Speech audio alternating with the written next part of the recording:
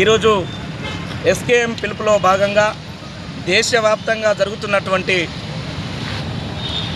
Quit India ఉద్యమ స్ఫూర్తితో జరుగుతున్నటువంటి జైల్ భరో కార్యక్రమానికి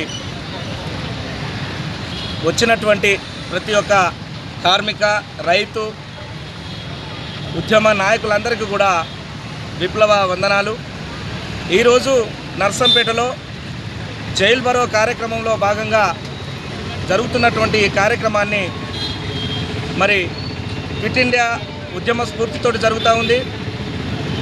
స్వేచ్ఛా వాణిజ్య ఒప్పందాలను 32 దేశాలతోటి ఉన్నటువంటి ఈ ఒప్పందం మరి విరమించుకోవాలని, స్వదేశీ వస్తువులకు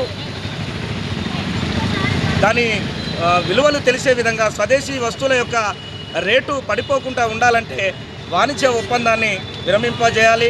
వాణిజ్య ఒప్పందం ఉండడం వల్ల స్వదేశీలో ఉన్నటువంటి ఇక్కడ ఉత్పత్తి అవుతున్నటువంటి పంటల యొక్క ధరలు పడిపోతూ ఉన్నాయి. ఉదాహరణకి ఇవాళ పత్తి ధర చాలా పడిపోయింది. అట్లాగే ప్రతి ఒక్క ధర కూడా పడిపోయే పరిస్థితి ఉంది. కాబట్టి స్వేచ్ఛా వాణిజ్య ఒప్పందంలో భాగంగా 32 దేశాలతో ఉన్నటువంటి ఒప్పందాన్ని రద్దు చేసుకోవాలని చెప్పి ఎస్కేఎం ఇచ్చినటువంటి పిలుపులో భాగంగా ఈ కార్యక్రమాన్ని చేస్తూ ఉన్నాం.